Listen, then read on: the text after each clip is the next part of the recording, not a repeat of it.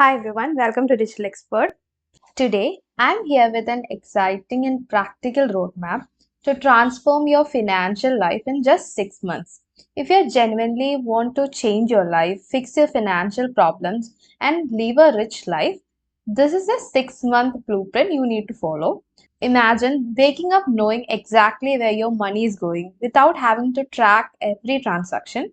Picture yourself hitting your savings and investing goals, making money decisions with total confidence.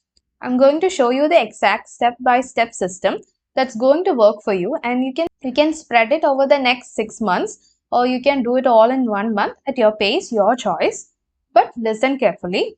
So before we begin, remember that changing your finances isn't about earning crores overnight. It's about building habits, staying consistent, and making smart choices. So whether you are a student or working professional or even managing a household, so this plan is for you. So let's break it down month by month. The first step to financial transformation is understanding where you stand.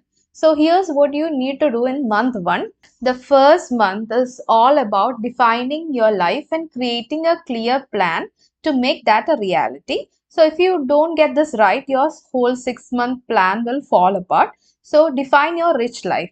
A rich life isn't really about money. It's about living intentionally, spending out what truly matters to you, and not about the society or Instagram or what your neighbors say. So ask yourself, what do I actually care about, and what kind of life do I want to live, and what am I spending on that I don't care about? So if your life looks like everyone else, like buying a house, leasing a car, chasing the latest gadgets, and not really thinking about what makes you individually feel great and live a meaningful life, that's a red flag. Let's look at a new way of looking at this. So I want you to spend generously on the things you love, like the vacation you want to take. And I want you to cut the cost mercilessly on the stuffs that you don't care about. So these are the examples of what I call the money dials. I want you to decide on two types of goals. The first one is a short-term goal, the building blocks, the immediate wins like paying off high interest debt or setting aside money for gifts. The long-term goals, the big dreams, buying a house, starting a business or retiring early. So with a long-term plan and consistent saving and investing, these are like 100% achievable. Unless you know what your rich life looks like and the goals that will get you there, you'll be the captain of a ship with no idea where you're going. I know a lot of people are thinking, okay, but I want numbers. Tell me how to do this. The second thing you're going to set up in month 1 is a conscious spending plan.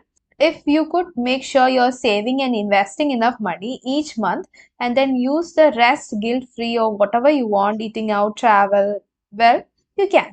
It takes a little bit of work, and the only catch is that you have to plan where you want your money to go ahead in time. So you need to know these 4 numbers. Start with your take home pay. So this is how you earn after taxes and deduction. Break your spending into 4 buckets. The first is a fixed cost, 50 to 60%, non-negotiables like rent, mortgage, utilities, groceries, transportation, childcare, and debt. Add 15% to cover the forgotten expenses like car repairs and medical bills. The second is the investment. Allocate 5 to 10%. The saving goal, 5 to 10%.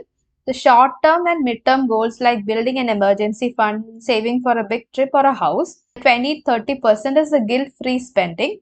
This is where you spend on things that you love, eating out, travel, hobbies, or whatever lights you up. Download an app for tracking your expenses or write down everything that you spend. So this will show where your money is going. Calculate your net worth. Add up your savings, investments, and assets. Then subtract the liabilities like loans and credit card dues. The awareness is the key. Once you know where you stand, you can start making informed decisions. So month 1, now you have tracked your expenses, you have created a budget, now you know your net worth. In month 2, we are going to build an emergency fund. So emergencies don't come with a warning. That's why an emergency fund is a must. So here's what you need to do. Gradually save 3 to 6 months of essential living expenses of fixed cost. Like start small, save at least 10,000 in a month if you can. Automate your savings. Set up an automatic transfer to a separate savings account.